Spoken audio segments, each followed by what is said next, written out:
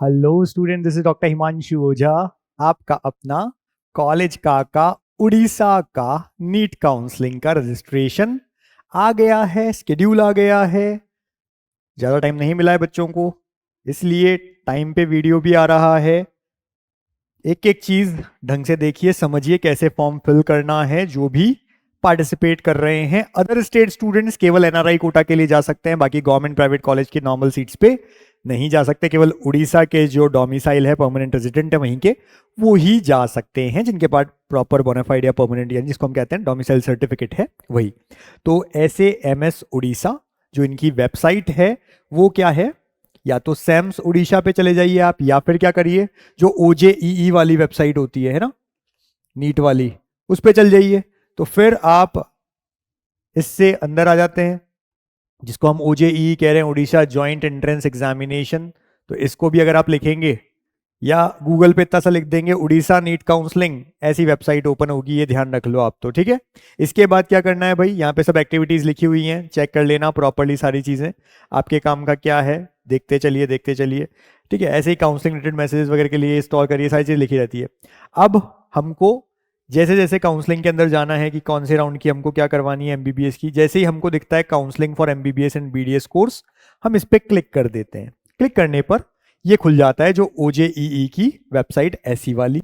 अब यहाँ पर क्या लिखा है, नीट के बारे में सारी चीजें हैं कि स्केड्यूल क्या है वो आ जाएगा आपके सामने, टेंटेटिव स्केड्यूल रजिस्ट्रेशन का, गाइडलाइंस भी आप इसको देख करके पूरी पूरी पढ़ेंगे अच्छे से, और यहां से रजिस्ट्रेशन करने का मौका मिलेगा। ठीक है, ये हमने स्केड्यूल देखा। स्केड्यूल क्या है भाई, तो आज 22 तारीख से स्टार्ट हो गए हैं, 26 तारीख रात 12 बजे तक आपको रजिस्ट्रेशन का मौका मिलेगा। ऑनलाइन एप्लीकेशन का, अपलोडिंग डॉक्यूमेंट्स, ये सारे काम कर सकते हैं। आज हमने ये देखा डॉक्यूमेंट्स अपलोड होने में टाइम ले रहा था, तो ये वाली दिक्कत अगर आपके साथ आए तो इसको नॉर्मल मानना, आया था ये इशू।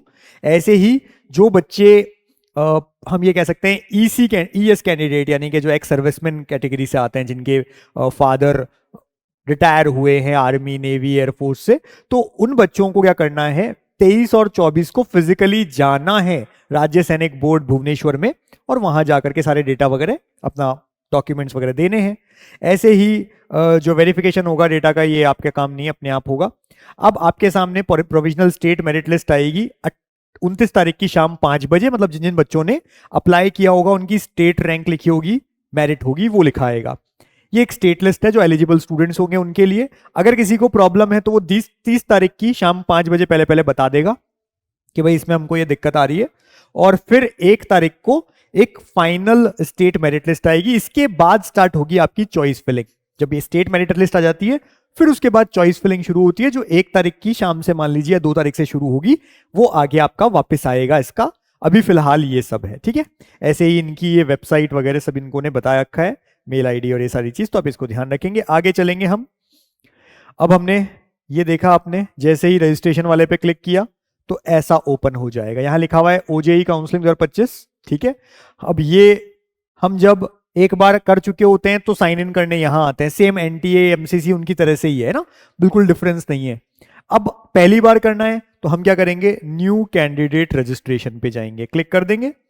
हमसे ये पूछ रहा है ओके, सारी चीजें देख के I agree, you have entered the invalid input. अगर दिक्कत आएगी तो ऐसा लिखा हुआ आ जाएगा, तो चेक करना, सही तरीके से सारे इनपुट्स डालना।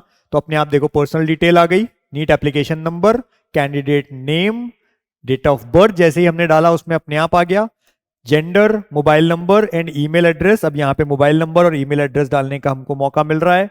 पासवर्ड हमको खुद को बनाना है, कंफर्म पासवर्ड करना है, ऐसा ही आपने एमसीसी में देखा, सेम वही है। सिक्योरिटी पिन लगाना है, और फाइनली सबमिट एंड नेक्स्ट, वैसा का वैसा है, कुछ भी डिफरेंस नहीं है भाई। ठीक है, do you want to submit, yes कर दो। फिर वही ओटीपी आएगा दोनों पे, ओटीपी डाल करके जो आपके ईमेल आईडी और मोबाइल पे ओटीपी आए आप उन्हें यहां पर लगाएंगे। ठीक है, नहीं आता है तो रीसेंड कर दो वापस, और आ जाते हैं तो लगा दो। ये सिक्योरिटी पिन लगाओ, वेरीफाई एंड फाइनल सबमिट कर दो। फिर देखो वो जैसा एमसीसी में आपने देखा है सेम, जो जो आप भरते जाओगे उस पर व्यू एंड एडिट का ऑप्शन आता जाएगा, आप उसको चेंज भी कर से जा सकते हो। ठीक है ना, ये कर सकते हैं हम, व्यू रजिस्ट्रेशन फॉर्म। फिर अब एप्लीकेशन फॉर्म एक एक करके हमको सारे भरने हैं, तो अब एप्लीकेशन फॉर्म का नंबर आएगा। ठीक है, इसमें हमसे कैटेगरी वगैरह सब चीजें लिखी हुई हैं। अब कैटेगरी के बाद में अगर कैटेगरी कोई चेंज करना चाहे, नीट के टाइम पे जनरल भर दी, यहाँ वो स्टेट में ओबीसी या ईडब्ल्यूएस में आते हैं, चेंज कर सकते हो आप, ठीक है। इसी तरह से क्या आप पीडब्ल्यूडी में आते हैं, यस और नो, एक्स सर्विसमैन में आते हैं, ग्रीन कार्ड होल्डर है, क्योंकि उड़ीसा में ग्रीन कार्ड वालों को भी रिजर्वेशन मिलता है, इसलिए इन्फॉर्मेशन बुलेटिन जरूर पढ़ना, जो आपके कुछ अगर आप किसी में आते हैं तो आपको पता चल जाएगा। क्या एनआरआई सीट के लिए जाना है, यस और नो। क्या 10th बोर्ड आपने उड़ीसा से किया है, 10th बोर्ड वहां से पढ़ा है। क्या आपने 12th उड़ीसा से किया है, मतलब फ्रॉम स्टेट गवर्नमेंट स्कूल का भी कोटा होता है ना, इसलिए बोल रहा है ये मतलब नहीं है कि उड़ीसा से तो कईयों ने पढ़ा होगा, लेकिन प्राइवेट स्कूल से पढ़ा होगा।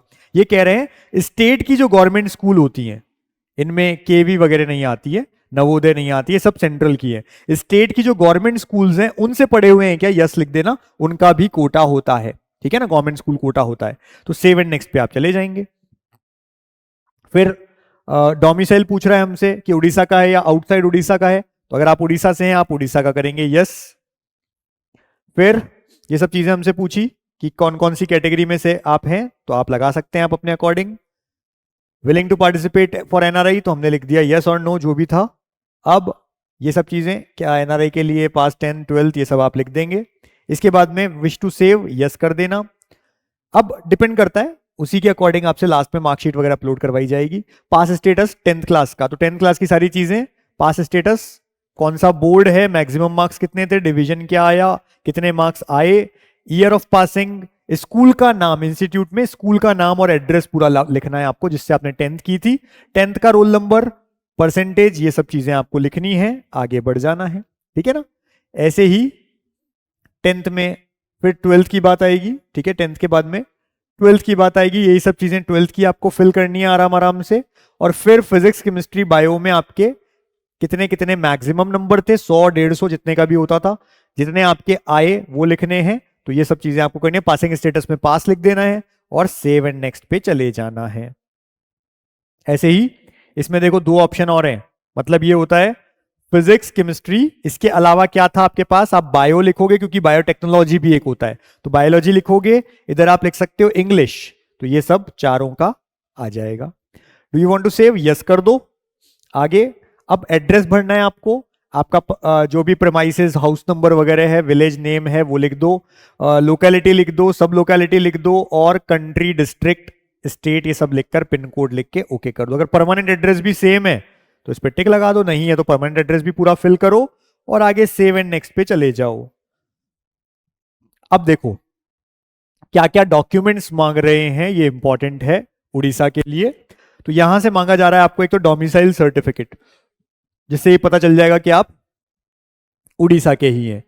पीडीएफ फॉर्मेट में होना चाहिए, 50 से 300 केबी, 50 to 300 केबी के बीच में होना चाहिए। चूज फाइल करो, आगे अपलोड कर दो। 12th मार्कशीट ऐसे के ऐसे ही 50 to 300 केबी पीडीएफ, सबका सब सेम ही है ना, बार बार नहीं बोलूंगा मैं, पीडीएफ है और 50 से 300 केबी। 12th मार्कशीट और 12th सर्टिफिकेट में कंफ्यूज मत होना, अगर आपको दोनों अलग अलग मिले हैं तो दोनों अलग अलग लगा दो, अगर अलग अलग नहीं मिले हैं बस मार्कशीट मिली है तो 12th मार्कशीट यहां पर भी, 12th मार्कशीट यहां पर भी, दोनों में मार्कशीट लगा देना। जैसे अगर सीबीएसई है और सर्टिफिकेट नहीं देता है, मार्कशीट ही देता है, तो दोनों में मार्कशीट लगा दो। अगर वहां हो सकता है आपको मार्कशीट अलग मिली हो, सर्टिफिकेट अलग मिला हो, तो दोनों अलग अलग हैं। नहीं है आपके पास तो दोनों में सेम 12th की मार्कशीट लग जाएगी। ऐसे ही बर्थ सर्टिफिकेट या 10th बोर्ड का सर्टिफिकेट, या तो आपके पास में बर्थ सर्टिफिकेट है लगा देना, 10th बोर्ड सर्टिफिकेट लगा देना, दोनों ही नहीं है तो 10th की मार्कशीट लगा देना, ठीक है ना। ये भी नहीं है तो क्या लगा सकते हो, 10th की मार्कशीट, उसी को हम सर्टिफिकेट की तरह से भी मानते हैं, क्योंकि उस पर अगर आप देखेंगे तो आपकी डेट ऑफ बर्थ लिखी होगी, चेक कर लेना। ऐसे ही फोटो आईडी कार्ड, कोई भी एक, Aadhaar card, PAN card, driving licence, voter ID card, जो भी आपके पास है वो आप लगा दो यहां पर, उसको डाउनलोड मतलब अपलोड कर दो। Document claiming that the sponsor, अगर आप एनआरआई के लिए जाते हैं तो आपको इसको लगाना पड़ेगा, वरना लगाने की जरूरत नहीं है। अगर ये भी एनआरआई के लिए, अगर नहीं है तो कुछ नहीं करना है। एफिडेविट भी एनआरआई के लिए है, एम्बेसी सर्टिफिकेट भी, ये सब एनआरआई के लिए। हमने एनआरआई भरा तो हमसे पूछेगा, नहीं भरा तो नहीं देना है आपको, तो ये सब चीजें आपको अपलोड कर देनी है यहां पर फाइनली, ठीक है। अपलोड होने के बाद में जैसे जैसे अपलोड होगी आप चेक कर सकते हैं प्रीवियस, और सेव करते जाएंगे, एक एक को सेव करते जाएंगे। जो जो हमने लगाई हमने उसको ब्लर कर दिया है, आप सेव करके चेक करते जाएंगे सारी चीजें। फाइनली एक एप्लीकेशन फॉर्म आएगा, उसको चेक करना ढंग से, कुछ गलती नहीं हो, क्योंकि हमने एनआरआई सीट के लिए यस किया था इसलिए हमसे एनआरआई वाला मांगा था, नो करोगे तो नहीं मांगेंगे वो सब चीजें। ये सब चीजें आ गई सारे ढंग से अच्छे से। अब कोई बोलेगा कि 10th यहाँ से किया, 12th यहाँ से किया स्कूल से, तो उसी अकॉर्डिंग, तो जैसे जैसे आप मांग बताते हैं वही चीजें आपको डॉक्यूमेंट्स में आती है। तो ये सब चीजें हैं, ओके हो गया हमारा सारा, हमने देख लिया। I hear bye declare last में यस कर दो चेक करके। अभी भी कुछ चेंज करना है तो चेंज कर दो प्रीवियस में जाके, नहीं करना है सेव एंड फाइनल सबमिट, मतलब अब ये ओके हो गया, ऐसे ढंग से देख के कर लेना। और फिर फी पे करने के लिए आएगा तो do you wish to final, yes final submit करना है। अब हमारे पास में आ रहा है पे रजिस्ट्रेशन फी, रजिस्ट्रेशन फी पे करो, बाकी चीजें ओके हैं। कैंडिडेट प्रोफाइल में जाके आप देख सकते हैं चॉइसेस अवेलेबल कब होंगी, मैंने बोला 1 तारीख बाद जब मेरिट लिस्ट आ जाएगी, उससे पहले ये सब खाली ही मिलेगा लॉगिन करने पे। तो फिर हम गए, हमने जाकर के देखा यहां पर पेमेंट का ऑप्शन 1000 रुपए हमसे मांग रहा था, जो चार्जेस है यहां पर 1000 रुपीज वो मांगे जा रहे हैं। तो हमने ऑनलाइन पेमेंट के लिए गए, पे फी पे गए, आगे बढ़ गए, 1000 रुपए हमको भरने हैं, ठीक है। तो ये डेट ऑफ बर्थ यहां पे फिल करनी होगी, और यहां पर हम डालेंगे बिल डेस्क पेमेंट से या HDFC, किसी में भी एक में चले जाओ, और उसके बाद आपका जो भी बैंक है उसकी डिटेल्स आगे आ जाती है। तो प्रोसीड फॉर पेमेंट पे जाओ, आगे सारा आपको डिटेल्स मिल जाएंगी और आप पे कर सकते हैं, ठीक है। तो ये था आपका उड़ीसा का, बहुत सिंपल प्रोसेस है, जैसे MCC वाला है उसी तरह का, बहुत इजी है।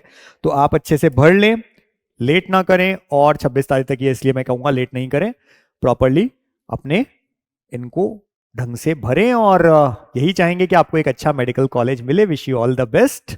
चैनल सब्सक्राइब रखिएगा, टेलीग्राम जो है उसे ज्वाइन रख लो, डिस्क्रिप्शन में दिया होता है, रोज एक बार चेक कर लिया करो कोई वीडियो मिस तो नहीं हुआ। Thank you.